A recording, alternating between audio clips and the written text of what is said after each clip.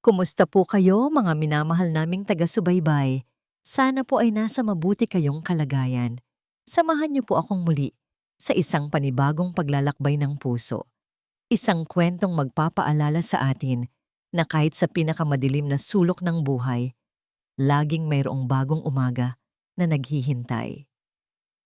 Malamig pa ang hangin sa labas, ngunit ang mga mata ko ay kanoon ng mulat. Hindi dahil sa alarm clock, kundi dahil sa nakagawian ng pangamba. Ang maliit na tinig ni Malaya sa tabi ko, ang tanging liwanag na bumubura sa kadiliman ng aking pagising. Mama, bulong nito, dumudungkal sa aking braso. Gutom na po ako. Napangiti ako. Isang ngiting pilit na pilit. Hinaplos ko ang malambot niyang buhok. Halika na anak, maghahanda na si Mama ng agahan natin. Sa maliit naming silid sa pinakasulok ng malawak na residensya Carmesi, ang bawat umaga ay tila isang paghahanda sa paglubog ng araw. Ang mansyon na ito, bagamat nakatayo sa pinakamagandang bahagi ng Barrio Maharlika, ay para sa akin ay isang kulungan.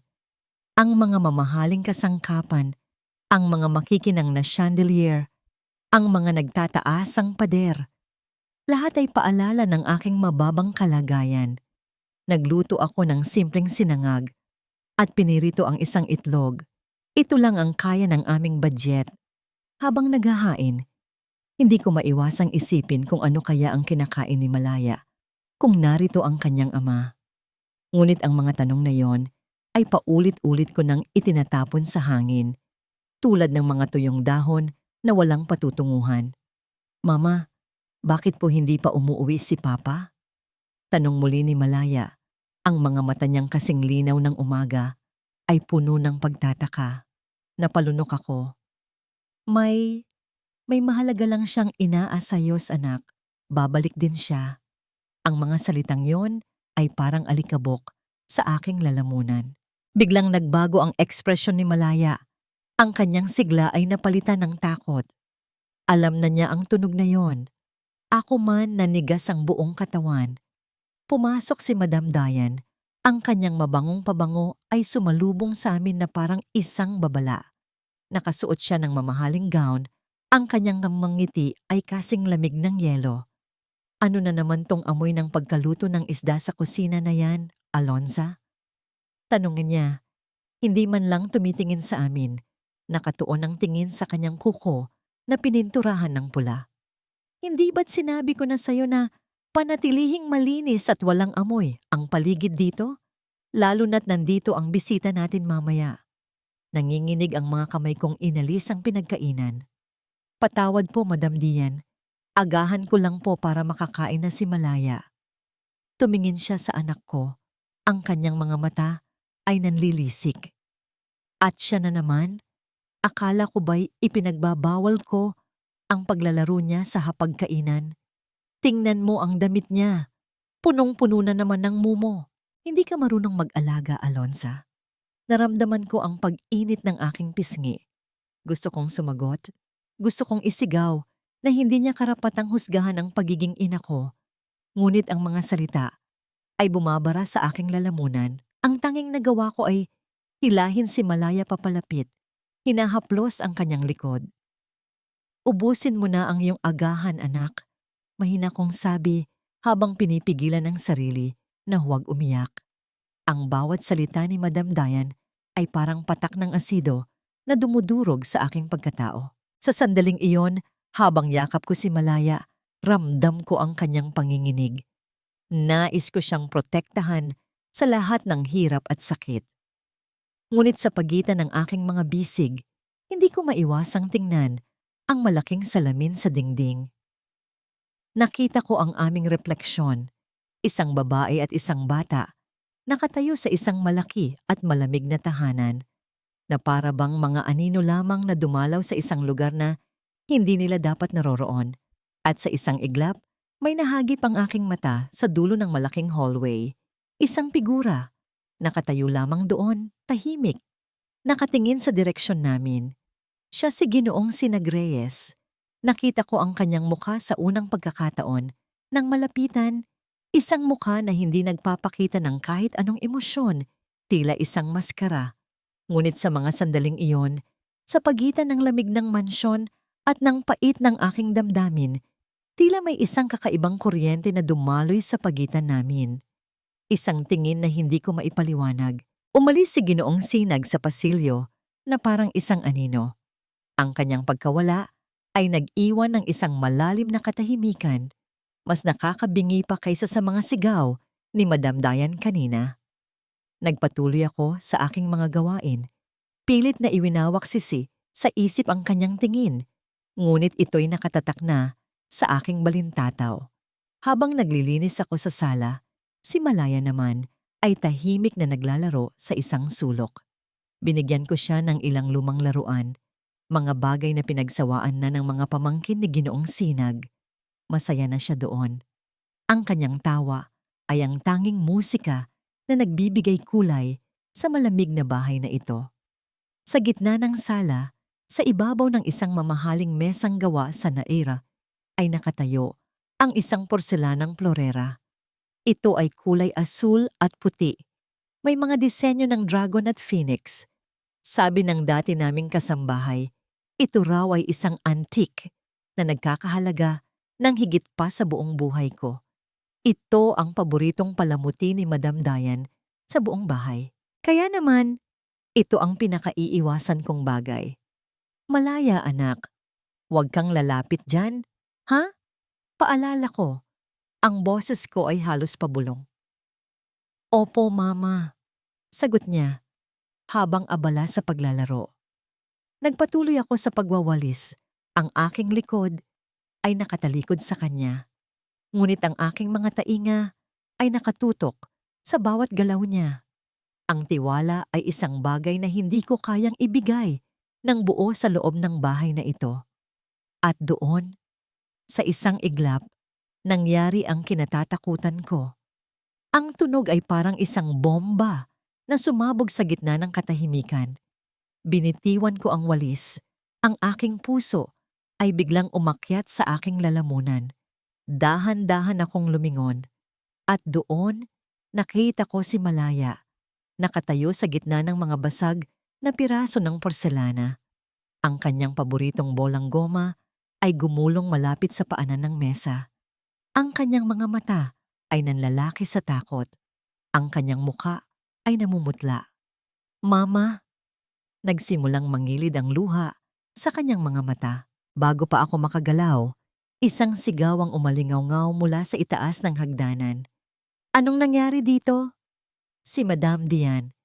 Pababa siya ng hagdanan, ang kanyang mga mata ay nagliliyab sa galit. Nang makita niya ang basag na florera, ang kanyang mukha ay nag-iba. Ito ay naging isang maskara ng purong puot. Ikaw! Sigaw niya, ang kanyang daliri ay nanginginig habang nakaturo kay Malaya. Anong ginawa mo? Mabilis akong tumakbo palapit kay Malaya. Niyakap siya ng mahigpit at iniharang ang aking katawan sa pagitan niya at ni Madam Dian.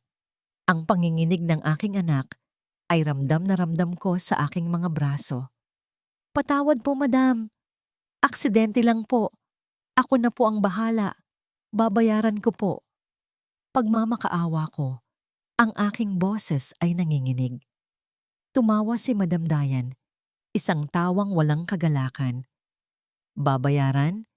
Saan ka kukuha ng pambayad dito, Alonsa? Sa kakarampot mong sahod? Ang florerang iyan ay mas mahalaga pa sa buhay niyong mag-ina. Lumapit siya. Ang kanyang mga mata ay nanlilisik. Hinawakan niya ako ng mahigpit sa braso. Hindi sapat ang pera. Ang gusto ko ay matuto ng leksyon ang walang kwentang batang ito. Huwag po! Sigaw ko. Ang takot para sa aking anak ay nagbigay sa akin ng lakas. Ako na lang po ang parusahan ninyo. Huwag po ang anak ko. Pakiusap. Itinulak niya ako palayo. Manahimik ka.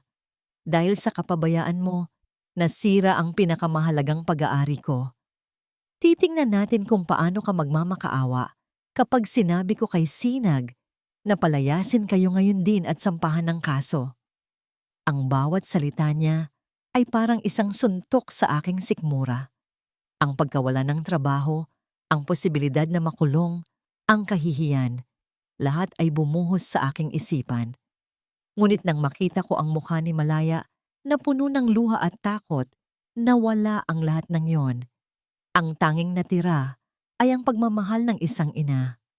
Humarap ako sa kanya, handang tanggapin ang anumang parusa, anumang sakit, para lang sa kaligtasan ng aking anak. Ngunit bago pa man makapagsalita muli si Madam Dian, isang boses ang pumutol sa tensyon. Isang boses na malamig, ngunit may bigat. Ano ang nangyayari dito? Ang tanong ay simple, ngunit ang bigat nito ay nagpatigil sa buong mundo. Si Ginoong Sinag Reyes ay nakatayo sa may pintuan ng sala. Ang kanyang mukha ay kalmado, ngunit ang kanyang mga mata ay matalim, naglalakbay mula sa galit na mukha ni Dayan, patungo sa mga basag na porselana sa sahig, at sa wakas, huminto ito sa akin na nakayakap, ng mahigpit sa aking nanginginig na anak. Ang tanong ko ay bumaon sa hangin na parang isang punyal, pinutol ang bawat salita, bawat hininga. Ang buong sala ay tila isang litratong nagyelo sa oras. Si Dayan, na kanina'y parang isang leon na handang manila, ay biglang natigilan.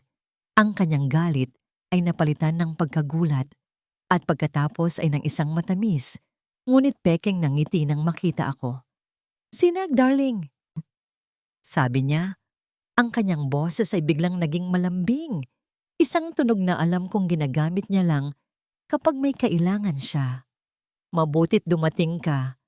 Tingnan mo ang ginawa ng batang yan." Itinuro niya ang mga basag na porselana. Sinira niya ang paborito kong vase, ang minana ko pa kay mama. Hindi ko inalis ang aking tingin sa kanya. Sa loob ng maraming taon, sanay na ako sa kanyang mga drama. Ngunit ngayon, may ibang tumatakbo sa isip ko. Nakita ko ang eksena kaninang umaga, ang kanyang paghamak kay Liwayway, ang kanyang kawalang pasensya kay Malaya. Ang nangyayari ngayon ay hindi na isang hiwalay na insidente. Ito ay isang pattern ng kalupitan na binaliwala ko ng matagal. "Isang bagay lang ang Florera, Dian," sagot ko. Ang aking boses ay kalmado, ngunit may diin. "Napapalitan yan." Ang aking mga mata ay lumingon kay Liwayway. Nakayuko siya, mahigpit na niyayakap si Malaya na parang isang kalasag. Ang kanyang mga balikat ay nanginginig, ngunit ang kanyang likod ay tuwid. Sa kabila ng takot, mayroong dignidad sa kanyang tindig. Isang dignidad na hindi ko nakikita kay Dian. "Pero Sinag, ito ay..." "Sumisigaw ka sa isang bata, Dian." Putol ko sa kanya.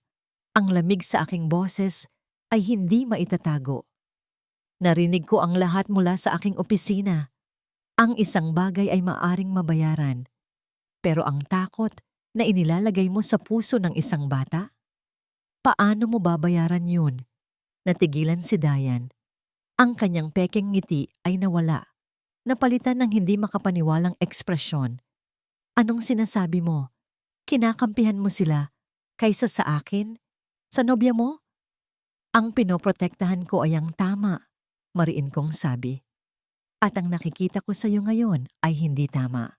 Doon na sumabog ang kanyang pasensya. Ang kanyang mukha ay namula sa galit. "Tama? Ang babaeng niyan ay isang pabayang ina. Ang anak niya ay isang salot. Dapat silang palayasin dito." Ngayon din, yung mga salitang pabayang ina at south ay tumama sa aking tainga na parang isang sampal. Tumingin ako kay Liwayway. Nakita ko ang sakit sa kanyang mga mata. Isang sakit na mas malalim pa kaysa sa takot. Ngunit hindi siya nagsalita. Patuloy lang niyang niyakap ang kanyang anak. At sa sandaling iyon, nagdesisyon ako. Ang relasyon namin ni Dayan ay matagal ng isang negosyo, isang pagsasanib ng mga pangalan at yaman. Ngunit ang pag-aasawa ay higit pa roon. Ito ay tungkol sa pagbuo ng isang tahanan. At ang isang babaeng may ganitong klasing puso ay hindi kailanman makakapagpatayo ng isang tahanan. Sisirain niya lang ito. "Hindi sila aalis," sabi ko. Ang aking boses ay pinal at walang bahid ng pag-aalinlangan. Ano? Sigaw ni Dian. Ikaw ang aalis. Ang katahimikan na sumunod ay mas matindi pa. Maging ang pag-iyak ni Malaya ay tumigil. Si Liwayway ay nag-angat ng tingin. Ang kanyang mga mata ay puno ng pagkalito at hindi makapaniwala. Si Dian ay tumawa, isang tawang puno ng pait. Nagpapatawa ka ba, Sinag? Hindi mo kayang gawin yan. Ang ama ko. Wala akong pakialam sa ama mo. Putol ko muli. Ito ang bahay ko. At sa bahay na ito, hindi ko papayagan ng ganitong uri ng pag-uugali. Tapos na tayo, Dian. Ang salitang tapos na ay lumabas sa aking bibig nang may kasamang bigat. Ngunit kasabay nito ay isang pakiramdam ng kalayaan. Ang mukha ni Dian ay dumaan sa iba't ibang emosyon, pagkagulat, galit, at sa huli, isang desperadong pagtatangka na bawiin ang sitwasyon. Sinag, hindi mo ito sineseryoso dahil lang sa isang hamak na katulong at sa anak niya? Hindi siya hamak na katulong. Sagot ko, ang aking tingin ay bumalik kay Liwayway. Siya ay isang ina na pinoprotektahan ng kanyang anak. Isang bagay na hindi mo kailanman maiintindihan. Huminga ako ng malalim. Umalis ka na, Dian. Sa huling pagkakataon, tiningnan niya ako. Ang kanyang mga mata ay puno ng pagbabanta. Pagkatapos, ang kanyang tingin ay napunta kay Liwayway. Isang tingin na puno ng lason. Hindi pa tayo tapos. Basahan ka. Bulong niya. Sapat lang para marinig naming dalawa. Tandaan mo yan. Pagsisisihan ninyo itong dalawa. Pagkatapos ay tumalikod siya at naglakad paalis. Ang bawat hakbang ay mabigat sa galit. Ang malakas na pagsara ng pinto ay yumanig sa buong kabahayan. Naiwan kami sa sala. Si Liwayway, si Malaya, at ako. Kasama ang mga basag na piraso ng isang mamahaling nakaraan. Dahan-dahan, lumuhod si Liwayway at nagsimulang pulutin ang mga piraso ng porselana. Hayaan mo na yan, sabi ko. Ang aking boses ay mas malumanay na ngayon. Hindi siya tumigil. Patawad po, Ginoo. Kasalanan ko po. Babayaran ko po. Kahit paunti-unti. Lumapit ako at marahang hinawakan ng kanyang kamay upang pigilan siya. Sabi ko, hayaan mo na. Hindi mo kasalanan. Nag-angat siya ng tingin. Ang kanyang mga mata ay puno pa rin ng luha. Ngunit ngayon ay may halong pasasalamat at pagkalito. Pero po, si Madam Dian. Wala na siya dito? Sabi ko. Okay na kayo. Okay na ba kayo? Tumango siya, ngunit ang kanyang mga kamay ay nanginginig pa rin. Hinila niya si Malaya papalapit. Salamat po, Ginoo. Maraming salamat po. May kung anong kumirot sa aking dibdib nang makita ko ang kanyang labis na pasasalamat para sa isang bagay na dapat ay tama lang. Tumingin ako sa kanya, hindi na bilang isang amo na tumitingin sa isang empleyado, kundi bilang isang tao na nakakakita sa isa pang tao. Nakita ko ang kanyang lakas, ang kanyang pagmamahal. Manatili ka dito, Liwayway, sabi ko. At sa unang pagkakataon, tinawag ko siya sa kanyang pangalan. Ikaw at si Malaya. Tumingin siya sa akin. Ang pag-asa ay dahan-dahang sumisilay sa kanyang mga mata.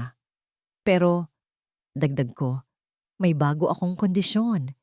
Ang mga salitang may bago akong kondisyon ay nanatiling nakabitin sa hangin, kasama ng alikabok mula sa nabasag na porselana. Ang puso ko, na nagsisimula palang kumalma, ay muling bumilis. Ano pa kaya ang hihingin niya? Po? Iyon lang ang salitang lumabas sa aking bibig. Tumingin si Ginoong Sinag hindi sa akin, kundi kay Malaya, na nakakapit pa rin sa aking damit. Isang kakaibang lambot ang dumaan sa kanyang mga mata. Isang bagay na ngayon ko lang nakita. Ang kondisyon ko, sabi niya. Bumalik ang tingin sa akin. ay ang manatili kayo dito at hayaan ninyong ako ang mag-alaga sa inyong kaligtasan. Wala kang dapat alalahanin maliban sa pag-aalaga kay Malaya. Iyan lang. Natigilan ako. Hindi ko inaasahan iyon. Walang utos, walang babala. Isang pangako. Dahan-dahan akong tumango, hindi makapagsalita. Ang pasasalamat ay bumara sa aking lalamunan. Ang mga sumunod na araw ay tila isang panaginip. Ang bigat sa aking dibdib ay bahagyang gumaan.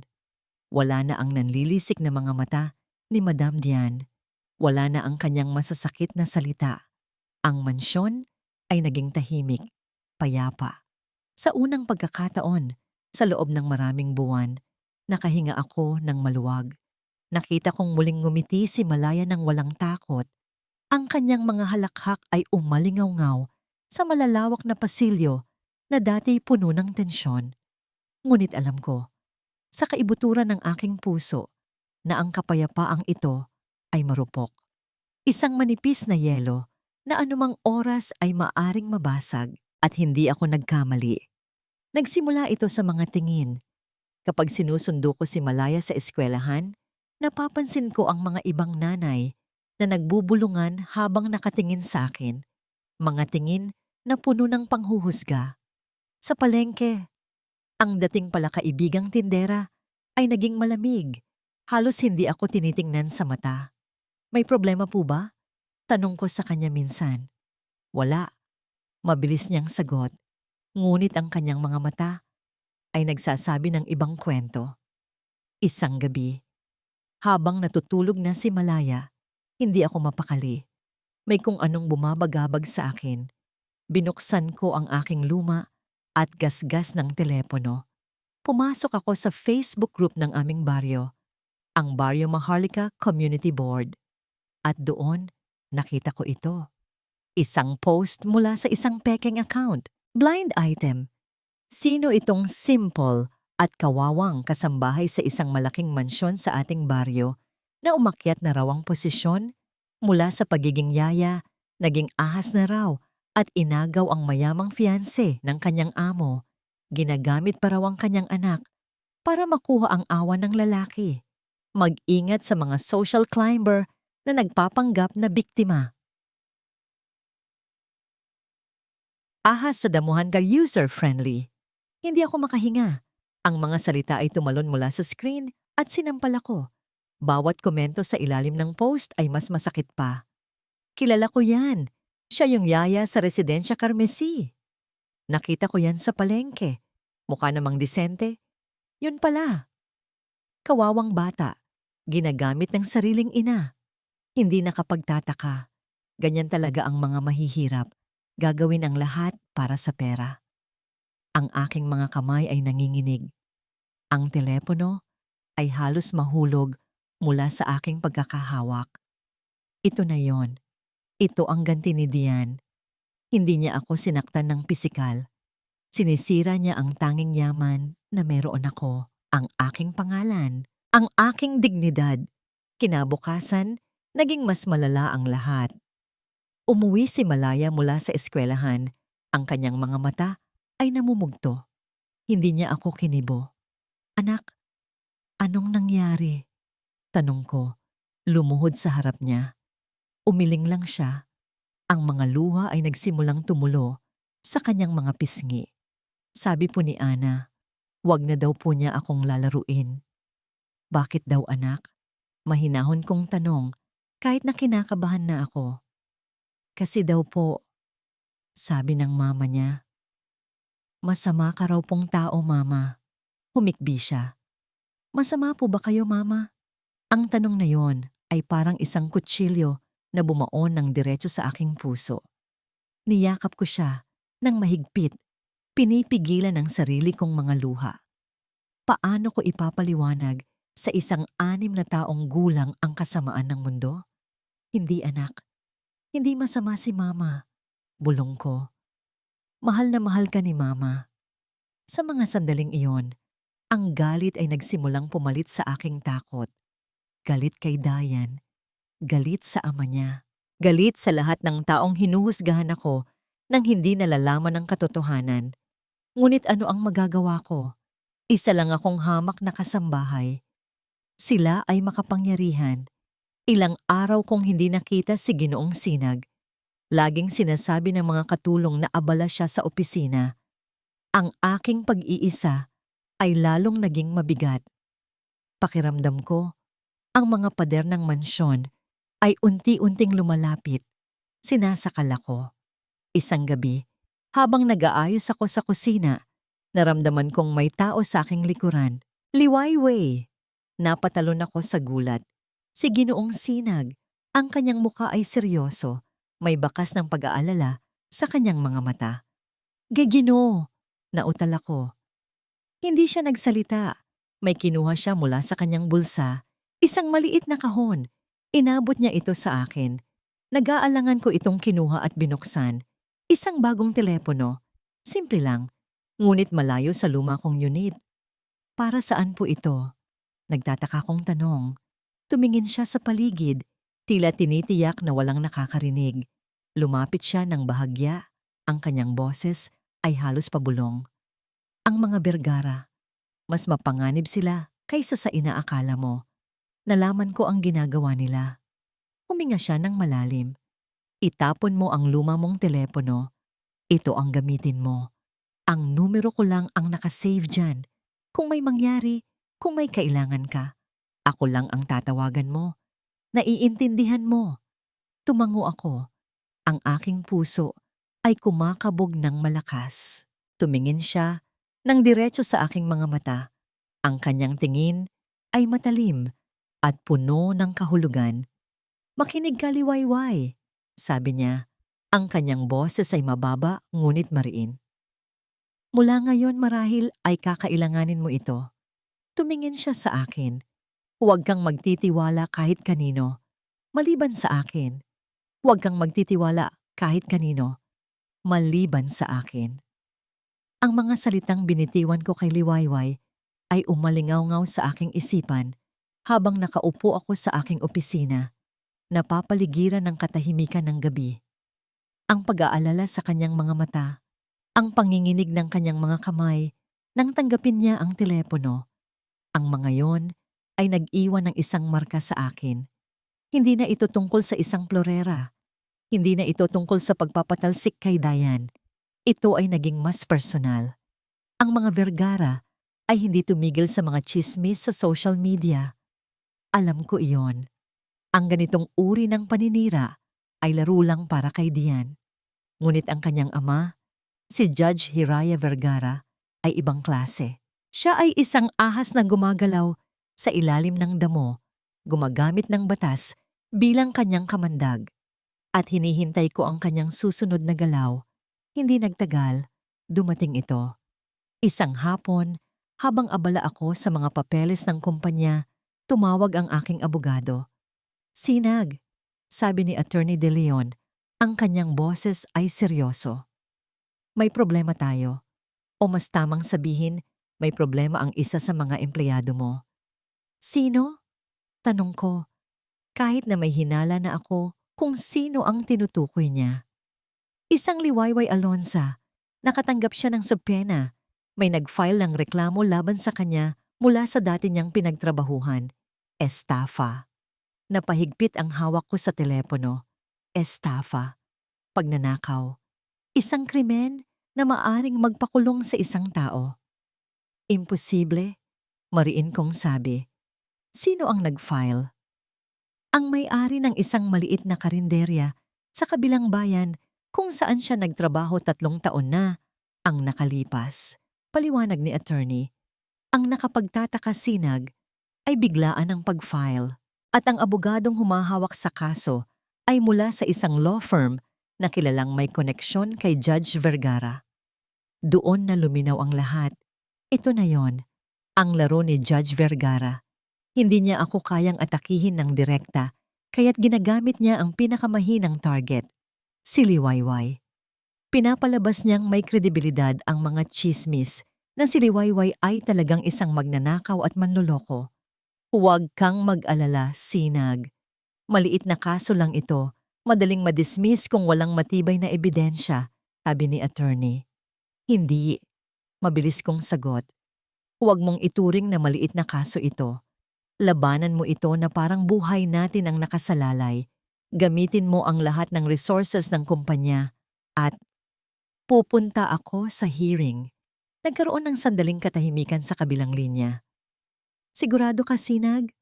Ang pagpunta mo roon ay magpapatunay lang sa mga tsismis na may espesyal kang relasyon sa kanya. Mas mabuti nang isipin nila iyon kaysa hayaan kong sirain ng isang makapangyarihang tao ang buhay ng isang inosente, sagot ko. See you in court, attorney. Dumating ako sa korte na nakasuot ng simpleng damit. Walang bodyguards, umaasang hindi ako masyadong mapapansin. Ngunit ang presensya ng isang reyes sa isang maliit na korte ng munisipyo ay imposible pa ring itago. Umupo ako sa pinakalikod na bangko. Ang aking mga mata ay nakatuon sa harap. Nakita ko si Liwayway. Nakaupo siya sa tabi ni Attorney De Leon. Ang kanyang likod ay tuwid na tuwid. Ngunit nakikita ko ang bahagyang panginginig ng kanyang mga kamay na magkahawak sa kanyang kandungan. Nakasuot siya ng isang simpleng bestida. Ang kanyang buhok ay nakatali ng maayos. Sa kabila ng takot, mayroon pa ring dignidad sa kanya. At sa kabilang panig, nakaupo si Judge Vergara. Hindi siya ang judge sa kasong ito, syempre. Naroon siya bilang moral support para sa abogado ng kabilang panig. Ngunit ang kanyang presensya ay sapat na para magpadala ng isang malinaw na mensahe sa lahat ng naroroon. Ang kasong ito ay mahalaga sa kanya. Nagsimula ang hearing. Ang abogado ni Judge Vergara ay nagpresenta ng isang pekeng testigo, isang dating katrabaho ni Liwayway na nagsabing nakita niya raw si Liwayway na kumukuha ng pera mula sa kaha. Ang mga kasinungalingan ay tuloy-tuloy, ngunit ang pinakamasakit na bahagi ay nang simulang ungkatin ng abogado ang personal na buhay ni Liwayway. Miss Alonza, tanong ng abogado. Ang kanyang boses ay puno ng pang-uuyam. Hindi ba't totoo na 3 taon na ang nakalipas, ikaw ay may kinakasamang isang lalaki na nagngangalang Marco? Nakita ko ang pagbabago sa mukha ni Liwayway. Ang kanyang kahinahunan ay napalitan ng sakit. Hindi ba totoo rin na iniwan ka ng lalaking ito matapos mong sabihin na nagdadalang tao ka? Objection, Your Honor. Irrelevant. Mabilis na sabi ni Attorney De Leon. Sustained, sabi ng judge. Ngunit ang tanong ay naibato na. Hindi tumigil ang abogado. At hindi ba't ang dahilan kung bakit kanya iniwan ay dahil nalaman niyang isa ka lamang hamak na serbidora habang siya ay nagmula sa isang marangyang pamilya? Sa sandaling iyon, isang flashback ang bumalik sa isip ko. Ang mga salita ni Diane, dahil lang sa isang hamak na katulong. Naramdaman ko ang pag-init ng aking dugo. Nakita ko kung paano yumuko si Liwayway, ang kanyang mga balikat ay nagsimulang manginig. Hindi siya umiiyak, ngunit nararamdaman ko ang bigat ng kanyang sakit mula sa kinauupuan ko. Ang ginagawa nila ay hindi na tungkol sa estafa. Binubuhay nila ang kanyang masakit na nakaraan, ang kanyang pinakamalaking sugat, at ipinapakita ito sa buong mundo para pagtawanan. Ginagawa nila ito para durugin ang kanyang espiritu. Hindi ko na napigilan. Tumayo ako. Ang lahat ng mata sa korte ay napunta sa akin. Si Liwayway ay nag-angat ng tingin. Ang kanyang mga mata ay nanlaki sa gulat nang makita ako. Si Attorney De Leon ay mukhang nag-aalala. Ngunit ang tingin na nakuha ko ay mula kay Judge Vergara. Sa unang pagkakataon, nakita ko ang isang emosyon sa kanyang mukha. Isang ngisi, isang maliit, halos hindi mahahalata.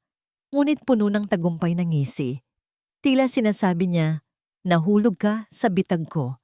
At sa sandaling iyon, habang ang aming mga mata ay nagkasalubong sa gitna ng korte, naintindihan ko, ito ay hindi lang tungkol kay Liwayway, ito ay tungkol sa akin. At isinumpa ko sa aking sarili na hindi ko hahayaang manalo ang matandang ito. Ang paglabas namin mula sa korte ay parang isang panaginip. Isang masamang panaginip. Ang mga bulungan ay sumunod sa amin sa pasilyo. Ang nangisi sa mukha ni Judge Vergara ay nakatatak sa aking isipan. Ngunit ang pinaka hindi ko malimutan ay ang itsura ni Ginoong Sinag. Ang kanyang pagtayo sa gitna ng hearing, ang kanyang mga mata na nag-aapoy sa galit habang nakatingin sa hukom. Hindi siya nagsalita sa akin pagkatapos. Inihatid lang kami ng kanyang driver pa uwi. Ngunit ang kanyang ginawa ay mas malakas pa sa anumang salita. Ipinakita niya sa lahat na hindi ako nag-iisa. Okay lang po ba kayo, Mama? Tanong ni Malaya pagdating namin sa mansyon. Ang kanyang boses ay puno ng pag-aalala. Ngumiti ako at hinaplos ang kanyang buhok. Oo, anak. Okay lang si Mama. Ngunit sa loob-loob ko, pakiramdam ko ay basag-basag ako, tulad ng porselanang florera. Ang mga sugat ng nakaraan na akala ko ay naghilom na ay muling binuksan at nilagyan ng asin. Upang ilayo ang aking isipan, ibinuhos ko ang aking sarili sa trabaho. Nagpasya akong linisin ang lumang silid-aklatan sa ikalawang palapag, isang lugar na bihira ng puntahan. Puno ito ng mga libro na nababalutan ng alikabok at amoy ng lumang papel. Habang nagpupunas ako ng isang malaking aparador na gawa sa kahoy, napansin ko ang isang bahagi na tila hindi akma. Isang maliit na uka sa disenyo. Dahil sa kuryosidad, sinubukan kong itulak ito. Nagulat ako nang marinig ang isang mahinang click at isang maliit na pinto ang bumukas. Isang sikretong kompartimento. Sa loob, mayroong isang maliit na katuping tela na may borda at sa ilalim nito ay isang maliit na kahon na gawa sa tanso. Ang aking puso ay nagsimulang tumibok ng mabilis.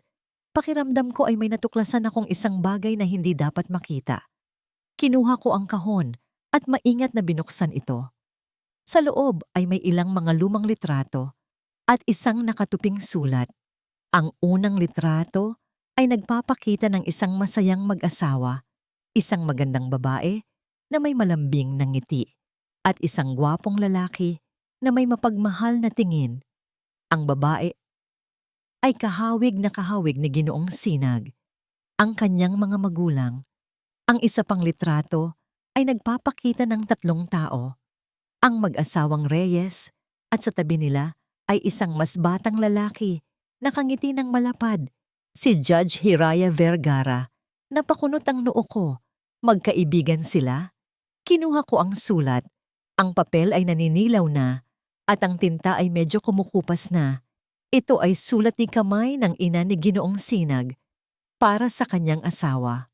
Mahal kong Mateo, basa ko sa simula. Ang sulat ay puno ng pagmamahal, ngunit habang nagpapatuloy ako sa pagbabasa, isang talata ang kumuha ng aking pansin. Hindi ako mapakali sa alok ng ating kumparing si Hiraya. Ang pagbenta ng lupain sa San Isidro ay tila napakabilis. Sabi niya ay para raw ito sa isang malaking proyekto, isang magandang investment para sa kinabukasan ni Sinag. Ngunit meron akong masamang kutob. Bakit niya tayo minamadali? Bakit tila may itinatago siya sa atin tungkol sa tunay na halaga ng lupaing yon? Sinabi ko sa iyo ang aking pangamba. Mahal ko, ngunit ang tiwala mo sa kanya ay buo. Sana ay tama ka. Lupain sa San Isidro, Hiraya. May itinatago. Ang mga salita ay umikot-ikot sa aking isipan. Sa sandaling iyon, bumukas ang pinto ng silid-aklatan. Si Ginoong Sinag. Ang kanyang damit ay medyo basa dahil sa ulan. Tumingin siya sa akin, pagkatapos ay sa kahon na hawak ko. Hindi siya nagalit. Sa halip, isang anino ng kalungkutan ang dumaan sa kanyang mga mata. Ang mga alaala ng aking ina, mahina niyang sabi, lumalapit sa akin. Nanginginig kong inabot sa kanya ang sulat. Papatawad po, Gino. Hindi ko po sinasadya. Kinuha niya ito at muling binasa. Kahit na alam kong kabisado na niya ang bawat salita. Ang lupain sa San Isidro, sabi niya. Ang kanyang boses ay walang emosyon, ngunit ang kanyang panga ay nagtagis.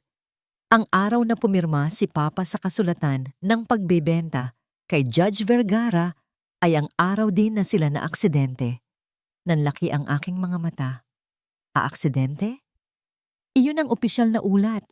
Sabi niya, puno ng pait. Isang truck na nawalan ng preno. Ngunit palagi akong may duda. Pagkatapos ng kanilang pagkamatay, nalaman kong ang lupaing iyon ay tinayuan ng isang malaking commercial complex. Ang halaga nito ay 100 beses na mas malaki kaysa sa ibinayad ni Judge Vergara sa aking ama. Ang mga piraso ng puzzle ay nagsimulang magkabit-kabit sa aking isipan. Ang pagkakaibigan, ang tiwala, ang pagtataksil. Naniniwala po ba kayong hindi ko matapos ang aking tanong na hindi iyon aksidente? Pagtatapos niya para sa akin, wala akong patunay. Ngunit ang aking ama ay isang maingat na tao at si Judge Vergara ay isang taong gagawin ang lahat para sa pera at kapangyarihan. Tumingin siya sa akin at sa kanyang mga mata, nakita ko ang isang apoy na matagal nang nakatago. At ngayon, nauunawaan ko na ang galit niya sa akin ay hindi lang dahil kay Dayan. Ito ay dahil sa takot. Takot na baka isang araw, malaman ko ang katotohanan. Huminga siya ng malalim. At ikaw, sabi niya, ang kanyang tingin ay lumambot. Ikaw ang nag-iisang tao na nakakita nito. Ikaw, liwayway, ang nakahanap ng susi. Sa sandaling iyon, sa gitna ng mga lumang libro at mga lihim ng nakaraan, naintindihan ko. Hindi na ako isang simpleng kasambahay na nasangkot sa gulo. Naging bahagi na ako ng kwento. At ang panganib na kinakaharap namin ay mas malaki at mas madilim kaysa sa aking inaakala. Ang sikreto ay nasa labas na at ang sagot ni Judge Hiraya Vergara ay dumating na parang isang bagyo, walang babala, walang awa at mapanira. Hindi pa man sumisikat ang araw, ang telepono sa aking opisina ay nagsimula ng mag-init. Ang una ay mula sa aking Chief Financial Officer. Sinag, may problema. Sabi niya, ang kanyang boses ay nanginginig. Isang bagay na hindi ko kailanman narinig mula sa kanya. Ang stock prices natin biglang bumagsak. May nag-leak ng impormasyon tungkol sa isang internal investigation sa ating kumpanya. Walang katotohanan, pero ang merkado ay nagpapanik. Sunod na tumawag ang aming head of operations. 2 sa pinakamalaki nating kliyente ang biglang nag-pull out ng kontrata. Walang malinaw na dahilan. Sabi lang nila, unforeseen circumstances. Isa-isa, pumasok ang mga ulat. Isang biglaang audit mula sa gobyerno. Isang demanda mula sa isang maliit na supplier na biglang nag-claim ng breach of contract. Ang bawat isa ay isang maliit na hiwa. Ngunit kapag pinagsama-sama, pinadurugo nito ang aking kumpanya, ang imperyong itinayo ng aking ama. Alam ko kung sino ang nasa likod nito. Hindi niya kailangang gamitin ang kanyang pangalan. Ang kanyang impluwensya ay parang isang lason na kumakalat sa sistema. Sinisira ang lahat ng aking pinaghirapan. Ito ang kanyang ganti. Ito ang kanyang babala. Ngunit ang pinakamatinding dagok ay hindi dumating sa pamamagitan ng isang email o isang opisyal na dokumento. Dumating ito sa pamamagitan ng isang personal na tawag. Isang unknown number ang lumabas sa screen ng aking telepono. Alam ko kung sino ito. Huminga ako ng malalim bago sagutin. Reyes, sabi ko. Pinipilit na maging kalmado. Isang pamilyar. Kalmadong boses ang sumagot mula sa kabilang linya. Ang boses ni Judge Hiraya Vergara. Magandang hapon, iho, sabi niya, na para bang isang matandang kaibigan na nangungumusta. Nabalitaan ko ang ilang hindi magandang nangyayari sa iyong negosyo. Nakakalungkot. Diretsuhin mo na ako, Vergara. Sagot ko. Ang galit ay nagsisimulang umakyat sa aking lalamunan. Isang mahinang tawa ang kanyang sagot. Palagi kang nagmamadali. tulad ng iyong ama. Alam mo, ang negosyo ay parang buhay. Marupok, madaling masira, lalo na kapag may mga bagay kang pinoprotektahan. Nagkaroon ng sandaling katahimikan. Ang mga bata, pagpapatuloy niya, ang kanyang boses ay mas bumaba, mas nakakakilabot. Napaka-inosente nila, hindi ba? Lalo na ang mga batang babae. Tulad ng, ano nga bang pangalan ng anak ng iyong kasambahay? Malaya? Isang napakagandang pangalan, simbolo ng kalayaan. Ngunit ang kalayaan ay madaling mawala. Isang maling hakbang lang sa kalsada, isang piraso ng pagkaing hindi angkop, napakaraming maaaring mangyari. Sa sandaling iyon, ang aking dugo ay nagyelo. Hindi na ito isang laban sa negosyo. Ginawa na niya itong personal. Tinawid na niya ang isang linya na hindi dapat tawirin. Subukan mo silang galawin, Vergara. Sabi ko, ang bawat salita ay mabigat sa pagbabanta. At sisiguraduhin kong malalaman ng buong mundo ang ginawa mo sa aking mga magulang. Muli siyang tumawa. Mga akusasyong walang ebidensya, Sinag. Salita laban sa salita. Ngunit ang isang aksidente sa isang bata, iyon ay isang trahedya na maaaring mangyari kahit kanino, lalo na sa isang pabayang ina. Ibinaba niya ang telepono. Nakatayo ako roon, nanginginig sa galit at sa isang emosyon na bihira kong maramdaman. Takot. Takot hindi para sa aking sarili, kundi para sa kanila. Naintindihan ko na. Habang nasa ilalim ng aking bubong, si Liwayway at Malaya. Sila ang magiging target.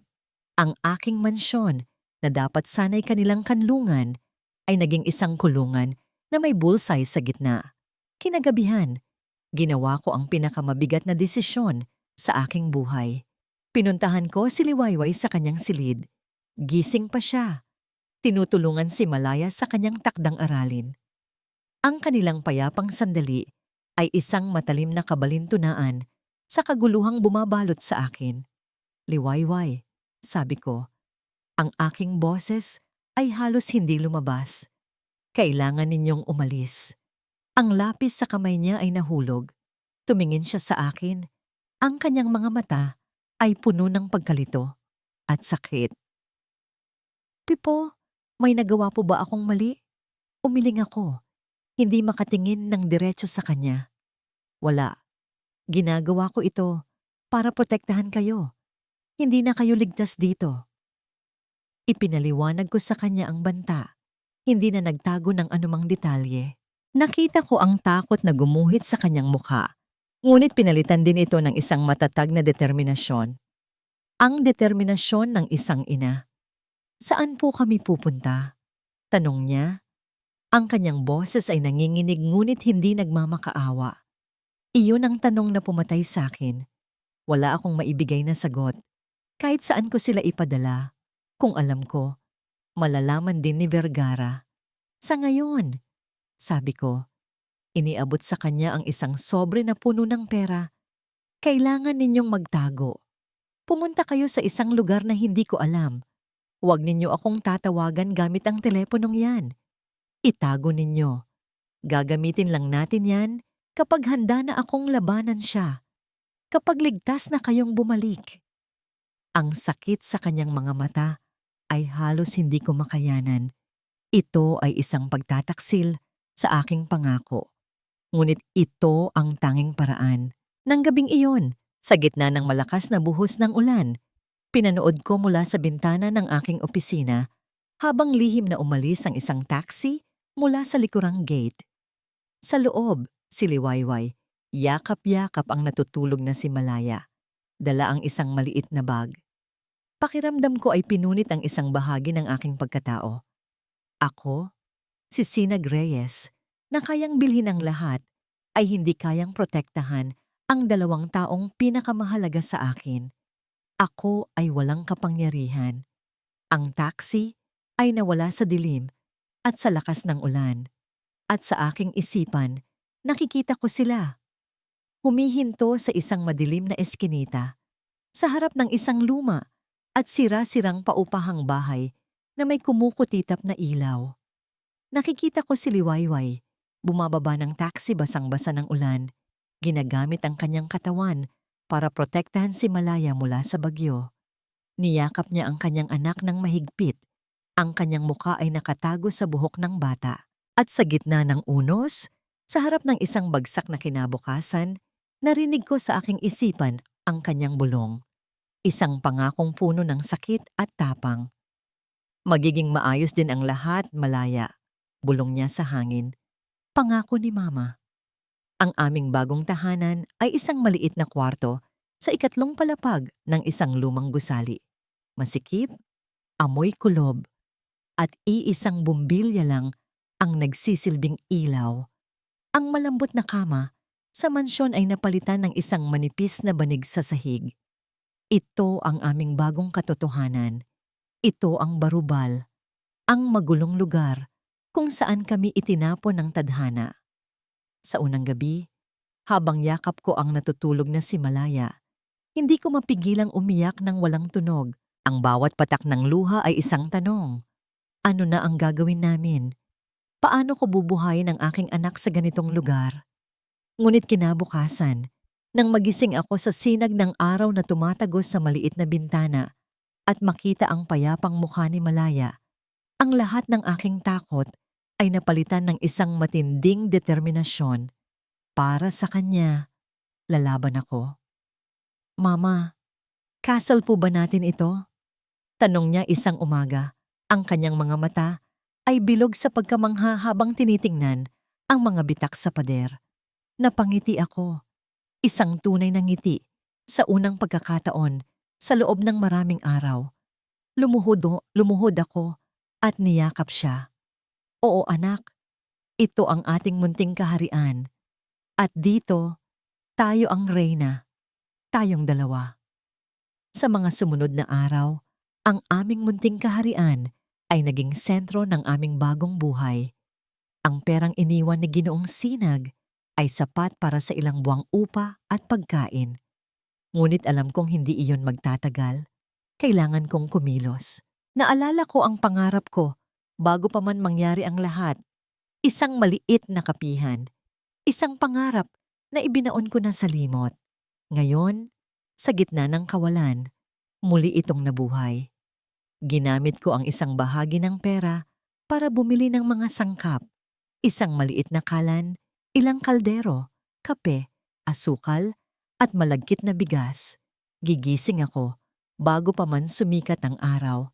Magluluto ng iba't ibang kakanin, puto, kutsinta, biko. Habang si Malaya ay mahimbing pang natutulog, ang amoy ng nilulutong pagkain ang tanging bumabango sa aming masikip na silid. Sa isang maliit na mesang inilagay ko sa labas ng gusali, ipinagbenta ko ang aking mga niluto. Sa isang piraso ng karton, isinulat ko ang mga salita.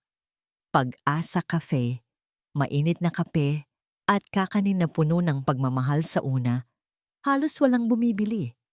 Ang mga tao ay dumadaan lang, tinitingnan ako na may pagtataka. Ngunit hindi ako sumuko. Bawat umaga, nandoon ako, na may ngiti sa aking mga labi, nag-aalok sa bawat dumaraan. Isang araw, isang matandang babae ang bumili ng aking kape. Masarap ineng, sabi niya. Kinabukasan, bumalik siya, may kasama ng kaibigan. Unti-unti, nagsimulang dumami ang aking mga customer. Ang mga driver ng tricycle, mga estudyante, mga nagtatrabaho sa kalapit na mga opisina. Naging sapat ang aking kinikita para sa aming pang-araw-araw na pagkain. Maliit na tagumpay, ngunit para sa akin, ito ay isang malaking biyaya. Isang hapon, pag-uwi namin ni Malaya, may sumalubong sa amin. Ang may-ari ng paupahan, si Aling Nita. Liwayway, sabi niya, may hawak na isang malaking sako. May nagpadala para sa'yo. Napakunot ang noo ko. Sino po? Nagkibit balikat siya. Ewan ko, iha. Isang lalaking nakamotor, naka-helmet. Sabi lang, para raw sa Pag-asa Cafe. Binuksan ko ang sako. Sa loob, Isang sakong premium na bigas, mga dekalidad na butil ng kape, at asukal, mga bagay na hindi ko kayang bilhin. Sa ilalim ng lahat, may isang maliit na sobre. Sa loob, walang pangalan. Tanging mga salitang nakasulat sa isang pamilyar at eleganteng sulat kamay. Para sa nagsisimula, huwag kang susuko. Siya, si Ginoong Sinag. Kahit hindi niya alam kung nasaan ako, nakahanap siya ng paraan. Ang aking mga mata ay napuno ng luha. Hindi dahil sa lungkot, kundi dahil sa labis na pasasalamat. Naramdaman ko ang kanyang presensya, ang kanyang suporta, kahit na milya-milya ang layo namin sa isa't isa. Nang gabing iyon, hindi ko napigilan ang aking sarili. Kinuha ko ang bagong teleponong bigay niya. Ang teleponong sinabi niyang huwag kong gagamitin. Nanginginig ang aking mga daliri habang tinatype ko ang isang salita. Isang salita lang. Salamat. Pinindot ko ang send at mabilis na itinago ang telepono. Alam kong isang malaking panganib iyon, ngunit kailangan niyang malaman. Kailangan niyang malaman na ang kanyang tulong ay hindi lang material na bagay. Ito ay pag-asa. Ang mga sumunod na linggo ay naging mas magaan. Ang Pag-asa Cafe ay naging kilala sa aming lugar. Ang aking munting negosyo ay unti-unting lumalago. Isang araw, habang abala ako sa pagbebenta, isang babaeng nakauniporme mula sa isang malaking opisina sa kabilang kalye ang lumapit. "Kayo po ba si Liwayway ng Pag-asa Cafe?" Tanong niya. "Opo." Sagot ko. Ngumiti. "Gusto po sana naming mag-order. Isang malaking order. Para po sa isang event sa aming kumpanya bukas." Ibinigay niya sa akin ang isang listahan. Ang dami ng order ay sapat para sa isang linggong kita ko. "Naku, salamat po." Sabi ko, halos hindi makapaniwala. "Sige po, gagawin ko po. Saan po ang address ng delivery?" Kinuha ng babae ang isang calling card mula sa kanyang bulsa. "Heto po. Tumawag na lang po kayo sa numerong yan para sa kumpirmasyon. Hanapin ninyo si Madam." Kinuha ko ang card. Vergara Enterprises. Ang pangalan ay nagpadala ng isang kuryente ng kaba sa aking katawan. Ngunit iwinaksi ko ito. Maraming Vergara sa mundo. Buong gabi akong nagluto, puno ng excitement. Ito na ang malaking break na hinihintay ko. Kinaumagahan, nang handa na ang lahat, tinawagan ko ang numero sa card. "Hello?" Sagot ng isang boses sa kabilang linya. Isang boses na hindi ko kailanman malilimutan. Isang boses na malamig, matinis, at puno ng lason. Ang boses ni Dian Masalanta. "Nakatanggap ko ang order ko, liwayway," sabi niya. At naririnig ko ang isang ngangisi sa kanyang boses. "I'm so excited to taste your pag-asa." Ang init ng aking tagumpay ay biglang napalitan ng nagyayelong takot. Nabitawan ko ang telepono. Ang mundo ko ay muling gumuho. Nahanap niya ako. "Salamat." Isang salita lang. Ngunit ang nag-iisang text message na yon mula sa teleponong ibinigay ko kay Liwayway ay sapat na para bigyan ako ng lakas. Nagpahiwatig ito ng dalawang bagay. Una, ligtas siya. At pangalawa, lumalaban siya. Sa loob ng ilang linggo, ibinuhos ko ang lahat ng aking oras at yaman sa pag-iimbestiga kay Judge Hiraya Vergara. Ang pag-atake niya sa aking kumpanya ay humina nang makita niyang hindi ako sumusuko. Ito ay naging isang malamig na digmaan, isang laro ng pasensya. Ngunit alam kong hindi siya titigil. Kailangan ko ng isang bala. Isang bala na tatapos sa larong ito. Ang liham ng aking ina, ang nagsilbing mapa. Ang lupain sa San Isidro, doon ako nagsimula. Nag-hire ako ng isang team ng mga pinakamahusay na pribadong investigador, mga taong hindi takot mabangga ang pader. Hinukay nila ang bawat dokumento, bawat bank record, bawat koneksyon na may kaugnayan sa bentahang iyon. Isang gabi, sa gitna ng gabundok na papeles sa aking opisina, pumasok ang pinuno ng team. "May nahanap kami, Mr. Reyes," sabi niya. Inilapag ang isang folder sa aking mesa. Sa loob, naroon ang kopya ng orihinal na deed of sale at sa ilalim nito, isang bank statement. Isang bank statement mula sa isang offshore account sa ilalim ng pangalan ng isang dummy corporation. Ang petsa, isang linggo pagkatapos ng pagkamatay ng aking mga magulang. At ang halaga, eksaktong 10% ng tunay na halaga ng lupain sa San Isidro. Ito ang kickback, paliwanag ng investigador. Hindi lang si Judge Vergara ang kumita. May kasabwat siya sa loob ng gobyerno na nag-aproba sa land conversion. Isang mataas na opisyal. Ito ang bayad sa kanya. At sino ang opisyal na ito? Tanong ko. Ang aking puso ay kumakabog.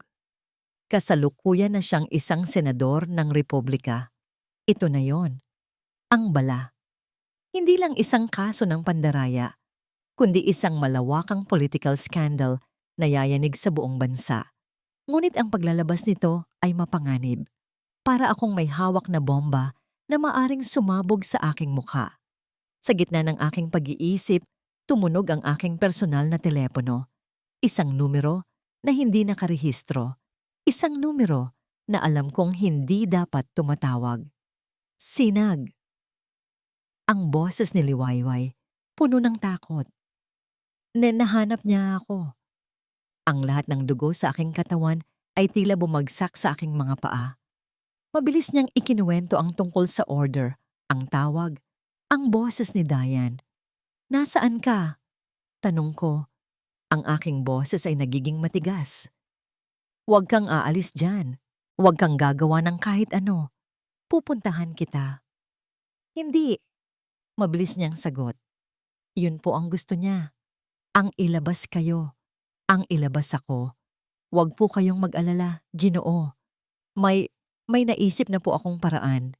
Liwayway, huwag kang gagawa ng kahit anong mapanganib. Sinabi niyo pong huwag akong susuko. Putol niya sa akin. At sa unang pagkakataon, naririnig ko ang isang bakal na determinasyon sa kanyang boses. Hindi po ako susuko. Ibinaba niya ang telepono. Kinabukasan, sa Pag-asa Cafe, ang tensyon ay ramdam sa hangin. Inihanda ni Liwayway ang lahat ng order. Bawat kakanin ay niluto ng perpekto. Bawat tasa ng kape ay mainit. Ngunit meron siyang idinagdag, isang maliit na digital voice recorder na nakatago sa kanyang bulsa. Dumating ang oras ng delivery. Isang mamahaling itim na sasakyan ang huminto sa harap ng kanyang munting pwesto. Bumaba si Dian masalanta, nakasuot ng designer dress at sunglasses na para bang isang reyna na bumibisita sa dampa. Ang mga tao sa paligid ay napatigil, napatingin. Nandito na ako para sa order ko, sabi ni Dian. Ang kanyang boses ay malakas, para marinig ng lahat. Sana naman ay malinis yan. Mahirap na, baka may makuha pa kaming sakit. Hindi natinag si Liwayway. Ngumiti siya ng matamis. Magandang araw po, Madam Dian. Lahat po ay bagong luto at malinis. Gaya po ng aking konsensya. Ang sagot ay nagpatigil kay Dayan. Tumaas ang kanyang kilay. Inilabas ni Liwayway ang mga kahon ng pagkain. Narito na po ang order ninyo. Sana po ay magustuhan ninyo at ng inyong mga bisita sa Vergara Enterprises. Idiniin niya ang pangalan. Lumapit si Dayan. Alam mo, Liwayway, bulong niya, sapat lang para marinig nilang dalawa. Kahit anong gawin mo, isa ka pa ring basura. Itong maliit mong negosyo, isang utot lang yan. Kaya kong sirain yan sa isang pitik. Talaga po? Sagot ni Liwayway, ang kanyang nangiti ay hindi nawawala. Gaya po ng ginawa ninyo sa dati kong trabaho at sa reputasyon ko at ang paggamit sa inyong ama para takutin ang isang ina at ang kanyang anak. Ang mukha ni Dayan ay namutla. How dare you? Tapos na po akong matakot sa inyo, Madam Dayan. Pagpapatuloy ni Liwayway, ang kanyang boses ay kalmado ngunit matatag.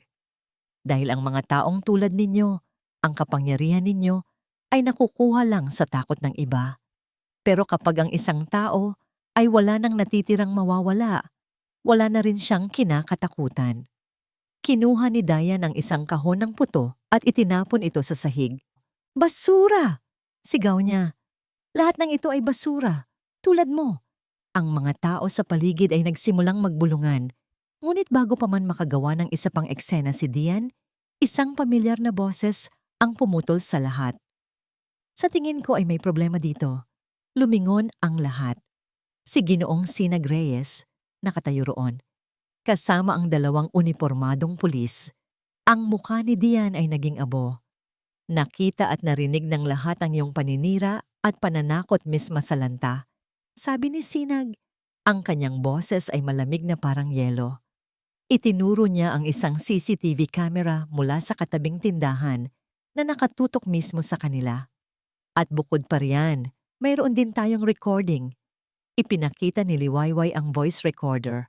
Sa sandaling iyon, alam ni Dian na tapos na siya. Ang kanyang pagiging arogante ay nawala, napalitan ng purong takot. Ngunit bago pa man siya arestuhin ng mga pulis para sa public scandal at verbal threats, bumulong si Sinag sa kanya. Ito ay para lang sa simula, Dian. Pakisabi sa ama mo, ilalabas ko na ang kwento ng San Isidro. Ang takot sa mga mata ni Dian ay napalitan ng lagim. Habang isinasakay si Dian sa sasakyan ng pulis, nagkatinginan kami ni Liwayway. Isang tingin ng pasasalamat, paghanga, at isang damdamin na mas malalim pa. Ngumiti siya, isang tunay at matagumpay na ngiti. Ang araw ay nagsimula nang bumalik. Ngunit sa gitna ng aming munting tagumpay, isang tawag ang dumating sa telepono ng isang pulis. Ang kanyang mukha ay biglang naging seryoso.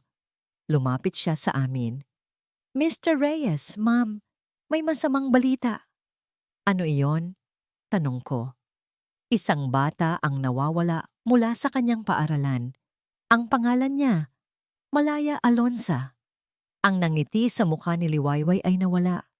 Ang mundo niya at ang mundo ko ay muling gumuho. Isang bata ang nawawala. Malaya Alonza. Ang mga salita ng pulis ay hindi pumasok sa aking tainga. Bumaon ito. Bumaon ito na parang isang malamig na bakal sa aking dibdib. Pinunit ang lahat ng pag-asa, lahat ng tapang, lahat ng munting tagumpay na naramdaman ko ilang segundo lang ang nakalipas. Hindi. Bulong ko, ang aking mga tuhod ay biglang nanghina. Kung hindi ako inalalayan ni Ginoong Sinag, marahil ay bumagsak na ako sa semento. Hindi. Nasa eskwelahan lang siya. Ligtas siya doon. Ngunit kahit habang sinasabi ko ito, alam kong nagsisinungaling ako sa aking sarili. Ito ang huling baraha ni Judge Vergara. Ang pinakamasakit, ang pinakamarumi. Biglang tumunog ang telepono ni Dian na hawak ng isang pulis, isang unknown number. Tumingin sa akin si Ginoong Sinag, ang kanyang mga mata ay nag-aalab. Tumango siya sa pulis. Sinagot ng pulis ang tawag at inilagay sa speakerphone. Dian, nasaan ka na? Nakuha ko na ang bata.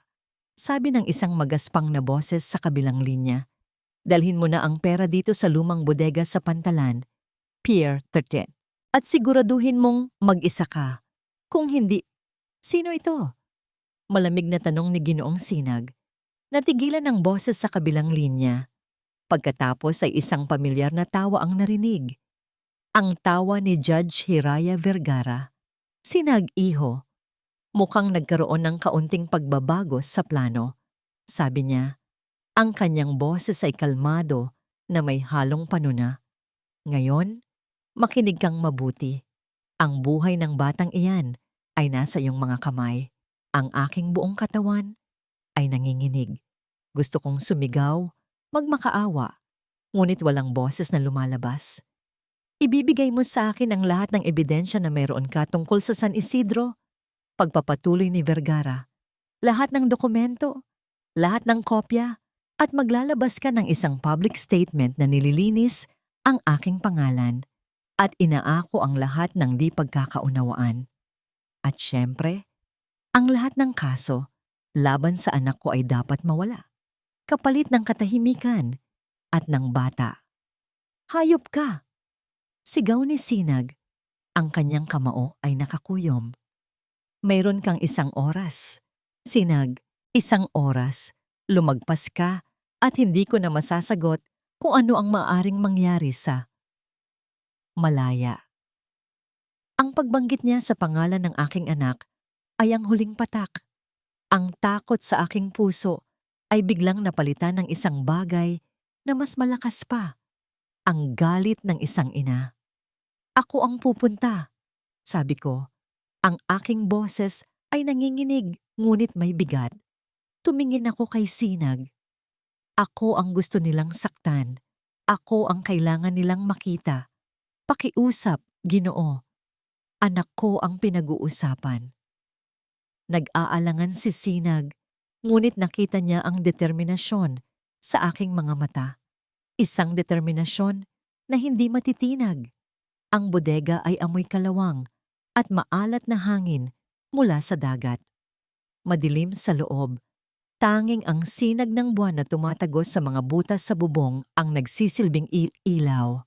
Sa gitna ng bodega, nakaupo si Malaya sa isang silya. Ang kanyang mga kamay ay nakatali. May panyo sa kanyang bibig, ngunit nakikita ko ang takot sa kanyang mga mata. Sa tabi niya, nakatayo si Judge Hiraya Vergara. May hawak na baril. Pumasok ako, mag-isa. Tulad ng napag-usapan, ang mga pulis at si Sinag ay nasa labas, naghihintay ng hudyat. Mama! Sigaw ni Malaya sa likod ng panyo. Huwag kang mag-alala, anak. Nandito na si Mama. Sabi ko, pinipigilan ang aking mga luha. Tumingin ako kay Vergara. Nandito na po ako. Pakawalan niyo na ang anak ko. Tumawa siya. Hindi ganoon kadali. Liwayway. Nasaan si Sinag? Nasaan ang mga dokumento? Hindi darating si Sinag hanggat hindi ninyo pinapakawalan si Malaya. Sagot ko, ginagaya ang tapang na nakita ko kay Sinag. Talaga? Itinutok niya ang baril sa ulo ni Malaya. Ang aking mundo ay huminto. Huwag! Sigaw ko. Pakiusap. Ako na lang. Ako na lang ang saktan ninyo. Alam mo, Liwayway, sabi ni Vergara, lumalakad palapit sa akin. Ang kanyang mga mata ay malamig. Ang problema sa mga taong tulad mo ay masyado kayong matapang. Akala ninyo, dahil sa pag-ibig, kaya ninyong labanan ang mundo. Ngunit sa mundong ito, ang kapangyarihan ang nananalo, hindi pag-ibig. Ang pag-ibig sa pera ang nagtulak sa inyo para patayin ang mga magulang ni Ginoong Sinag. Isinumbat ko, ang aking boses ay puno ng galit. Natigilan siya. Paano mo? Nasa sulat. Ang lahat ng pagdududa ng kanyang ina. Ang pagtataksil ng isang kaibigan. Hindi iyon aksidente, hindi ba? Pinlano ninyo ang lahat. Ang kanyang pagkukunwari ay nawala. Ang kanyang mukha ay naging isang maskara ng purong kasamaan. Oo, pinlano ko. Dahil karapat-dapat sa akin ang yaman na yon. Ang ama ni Sinag ay isang mahinang tao, isang hangal na nagtiwala sa akin. At ikaw at ang bastarda mong anak, sisirain ninyo ang lahat. Itinaas niya ang baril, ngunit sa pagkakataong ito, sa akin niya itinutok. Kung hindi ko makukuha ang gusto ko, sisiguraduhin kong pareho kayong magbabayad ni Sinag. Sa sandaling iyon, ang lahat ay tila bumagal. Nakita ko ang daliri niya na nagsimulang humigpit sa gatilyo. Nakita ko ang takot sa mga mata ni Malaya. At sa isang iglap, tumakbo ako. Hindi palayo, kundi papalapit sa kanya. Sa lahat ng lakas ko, isinubsob ko ang aking sarili sa kanya. Itinutulak ang baril pataas. Isang matinding sakit ang naramdaman ko sa aking balikat. Bumagsak kami pareho sa sahig. Ngunit hindi ko binitiwan ang kanyang kamay. Nagpambuno kami para sa baril. Mama! Sigaw ni Malaya. Sa gitna ng aming pag-aagawan, isang anino ang biglang lumitaw mula sa dilim sa likuran ni Vergara. Isang anino na kanina pa pala nagtatago. Si Dayan. Ang kanyang muka ay puno ng galit at desperasyon. May hawak siyang isang piraso ng tubo. Walang hiya ka. Sigaw niya.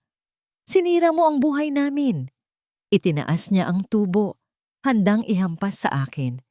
Ngunit bago pa man ito bumagsak, isang boses ang sumigaw.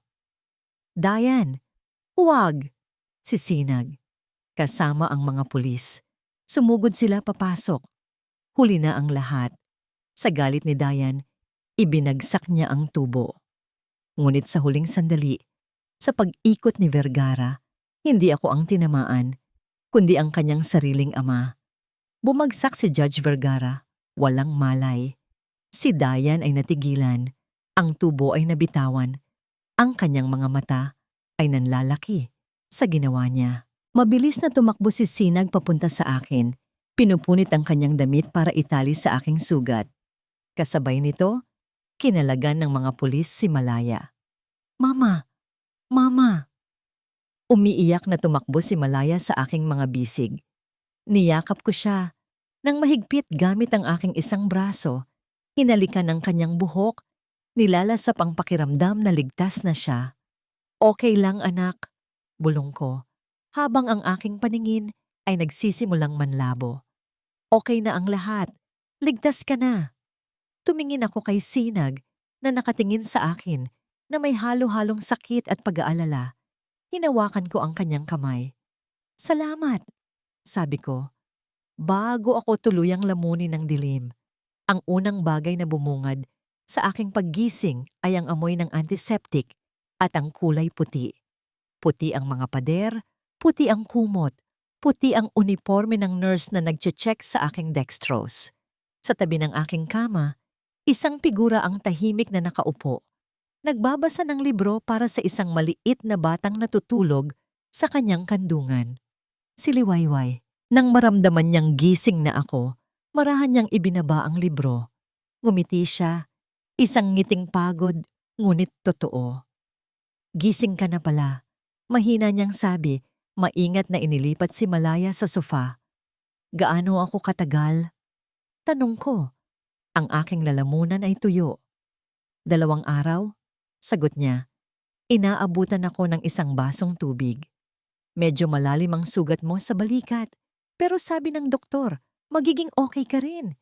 Kailangan mo lang magpahinga." Tinulungan niya akong umupo. Sa paggalaw ko, naramdaman ko ang kirot, isang paalala ng mga huling sandali sa bodega. Si Vergara? Nasa kabilang ospital. Kritikal ang lagay, pero stable.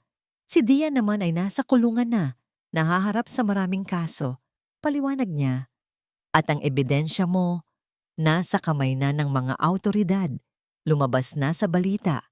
Ang buong bansa ay nagulat. Isang malaking bigat ang tila na bunot sa aking dibdib. Sa wakas, pagkatapos ng napakaraming taon, hustisya. Hustisya para sa aking mga magulang. Ngunit nang tumingin ako kay Liwayway, may nakita akong bakas ng lungkot sa kanyang mga mata. "May problema ba?" Umiling siya. "Wala. Iniisip ko lang kung gaano karaming buhay ang nasira dahil sa kasakiman." Si Dayan. Galit ako sa kanya pero nakakaawa rin siya. Biktima rin siya ng pagpapalaki ng kanyang ama. Sa sandaling iyon, mas lalo ko siyang hinangaan. Kahit matapos ang lahat ng ginawa sa kanya, nagawa pa rin niyang makita ang isang piraso ng humanidad sa kanyang kaaway. Ang kanyang puso, sa kabila ng lahat, ay nanatiling buo. "Ikaw," sabi ko, hinawakan ng kanyang kamay. Ang kanyang balat ay mainit sa aking palad. "Ikaw ang pinakamatapang na taong kilala ko, Liwayway." Namula ang kanyang mga pisngi. "Ginawa ko lang po ang dapat gawin ng isang ina." "Hindi," mariin kong sabi. "Ginawa mo ang higit pa. Iniligtas mo kaming lahat." Ang mga sumunod na araw sa ospital ay naging isang panahon ng tahimik na paghilom. Si Malaya, matapos ang trauma, ay unti-unting bumabalik sa dati niyang sigla. Ang kanyang mga tawa ay muling nagbibigay buhay sa silid. Si Liliwayway ay hindi umalis sa aking tabi. Inaalagaan ako na may kasamang pag-iingat at pagmamahal na higit pa sa obligasyon. Sa aming mga pag-uusap, unti-unti naming pinupunan ang mga patlang sa aming mga buhay. Ikinuwento niya ang tungkol sa kanyang mga pangarap, ang kanyang mga takot. Ikinuwento ko naman ang tungkol sa aking kalungkutan, ang bigat ng pagiging isang reyes. Sa bawat kwento, mas lalo kaming nagiging malapit sa isa't isa. Ang pader na nakapalibot sa aking puso, na itinayo ko sa loob ng maraming taon, ay unti-unti niyang ginigiba, hindi sa pamamagitan ng puwersa, kundi sa pamamagitan ng kanyang kabutihan.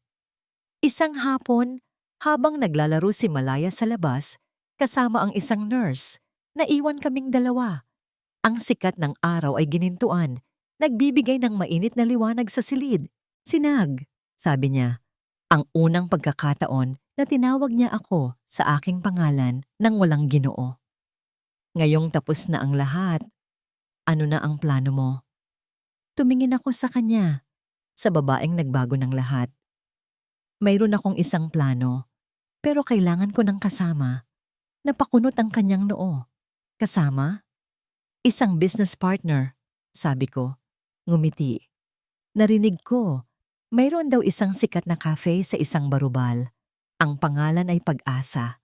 At sabi nila, ang may-ari raw ay papakagaling. Gusto ko sanang mag-invest. Ang kanyang mga mata ay nanlaki. Pagkatapos ay tumawa siya ng mahina. Nambobola ka na naman. Seryoso ako, sabi ko. Gusto kong tulungan kang palaguin ang pangarap mo. Isang tunay na kafe. Ikaw ang boss, ako ang tagatikim. Ang kanyang tawa ay naging isang malawak na ngiti. Isang ngiti na umabot hanggang sa kanyang mga mata, nagpapaliwanag sa buong silid. Pero, dagdag ko, ang aking boses ay mas bumaba, mas seryoso. Ang partnership na gusto ko ay hindi lang sa negosyo. Kinuha ko ang kanyang kamay. Liwayway, sa buong buhay ko, pinalibutan ako ng kayamanan. Ngunit ikaw ang nagturo sa akin kung ano ang tunay na halaga. Ang halaga ng tapang, ang halaga ng dignidad, ang halaga ng pag-ibig. Huminga ako ng malalim. Hindi ako mag-aalok sa iyo ng isang malaking mansyon o ng mga mamahaling alahas. Ang iaalok ko sa iyo ay ang aking puso, ang aking pangako na aalagaan ka at si Malaya, hindi dahil sa utang na loob, kundi dahil mahal kita. Ang mga luha ay nagsimulang mamuo sa kanyang mga mata, ngunit ito ay mga luha ng kaligayahan. Mahal din kita, Sinag, bulong niya. Sa halip na isang singsing na diamante, kinuha ko ang isang bagay mula sa aking bedside table. Isang simpleng pulseras na gawa sa maliliit na kabibe. Isang bagay na ipinagawa ko pa habang nagpapagaling ako. Isinuot ko ito sa kanyang pulso. Hindi ito isang tanikala para itali ka, Liwayway. Sabi ko, ito ay isang simbolo. Isang paalala na sa bawat agos ng buhay, sa bawat hampas ng alon, magkasama nating haharapin ang lahat. Hindi siya sumagot. Sa halip, dahan-dahan siyang yumuko at hinalikan ako. Isang halik na puno ng pasasalamat, paghilom, at isang pangako ng isang bagong simula. Isang bukang liwayway. Isang taon. Isang taon na ang lumipas mula nang magbago ang lahat. Mula sa bintana ng aking opisina, tanaw ko ang buong kapihan. Puno ito ng mga tao, mga estudyanteng nag-aaral, mga magkakaibigang nagtatawanan, mga mag-asawang nagde-date. Ang dating pwesto sa isang barubal ay isa na ngayong maganda at maaliwalas na lugar sa gitna ng syudad. Ang sahig ay gawa sa kahoy, ang mga pader ay pinalamutian ng mga painting ng mga lokal na artist, at sa bawat mesa ay may isang maliit na florera na may sariwang bulaklak. Ang pangalan sa labas na nakasulat sa magandang calligraphy pa, Pag-asa Cafe. Ma'am Liwayway, puno na po tayo ulit. Masayang sabi ni Ana, isa sa aking mga staff. Ngumiti ako. Sige, tulungan na kita dyan. Bumaba ako at sumama sa kanila sa pag-aasikaso. Ito ang pangarap ko. Bawat tasa ng kape na aking tinitimpla, bawat ngiti ng customer ay isang katuparan. Ngunit ang pinakamatamis na bahagi ay hindi ang tagumpay ng negosyo. Ito ay ang makita ang aking asawa na nakaupo sa isang sulok, nagbabasa ng dyaryo habang matyagang naghihintay. Nang magtama ang aming mga mata, ngumiti siya. Isang ngiti na para lamang sa akin. "Tapos ka na ba, boss?" Tanong ni Sinag. May halong panunokso. "Sandali na lang, investor." Sagot ko, tumatawa. Nang matapos ang rush hour, ipinasa ko muna ang pamamahala sa aking manager. Lumabas kami ni Sinag, magkahawak kamay. Hindi na kami bumalik sa Residensya Carmesí. Ang lugar na yon ay naglalaman ng napakaraming masasamang alaala. Ipinabenta yun ni Sinag at ang pera ay ibinigay niya sa isang foundation para sa mga single mothers. Sa halip, nagpatayo kami ng isang bagong bahay. Isang bahay na hindi kasing laki ng mansyon, ngunit sapat para sa aming tatlo. Isang bahay na hindi puno ng mamahaling palamuti, kundi ng mga litrato, ng mga drawing ni Malaya at ng halakhak. Isang tunay na tahanan. Pagdating namin sa bahay, sinalubong kami ng isang masiglang sigaw. "Mama, Papa." Si Malaya, 7 taong gulang na ngayon, ay tumakbo papalapit sa amin. May hawak na isang maliit na pala at may mga mantsa ng lupa sa kanyang pisngi. Niyakap namin siya ng mahigpit. "Ano na naman ang ginagawa ng munting hardinera namin?" Tanong ni Sinag. Kinikiliti siya. "Tingnan niyo po," sabi niya. Hila-hila kami papunta sa likod bahay. Ang aming likod bahay ay ang paborito naming lugar. Dito, nagtanim kami ng isang hardin. Ang hardin ng pangako. Meron itong mga rosas, sampagwita at iba't ibang gulay. Sa gitna ng hardin, mayroong isang maliit na puno. Isang puno ng mangga na sabay naming itinanim noong lumipat kami dito. "Tingnan niyo po, Papa," sabi ni Malaya.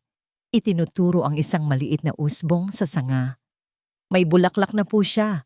Magkakaroon na po tayo ng mangga." Lumuhod si Sinag sa tabi niya. Ang kanyang mamahaling suit ay hindi niya inalintana. "Oo nga, anak. Dahil inalagaan natin siyang mabuti, tinubigan, inarawan, at minahal." Tumingin siya sa akin at sa kanyang mga mata, nakita ko ang isang mas malalim na kahulugan. Ang hardin ay hindi lang tungkol sa mga halaman. Ito ay tungkol sa amin. Kami ay parang mga halaman na itinanim sa isang lupang puno ng bato at lason. Ngunit sa pamamagitan ng pag-aalaga, pagtitiwala, at pagmamahal, nagawa naming sumibol, mamunga, at mamulaklak.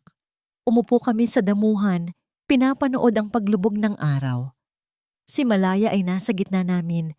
Ang kanyang ulo ay nakasandal sa aking balikat, habang ang aking ulo naman ay nakasandal sa balikat ni Sinag. Naalala ko ang babae sa salamin noon. Ang babaeng puno ng takot at kawalan ng pag-asa.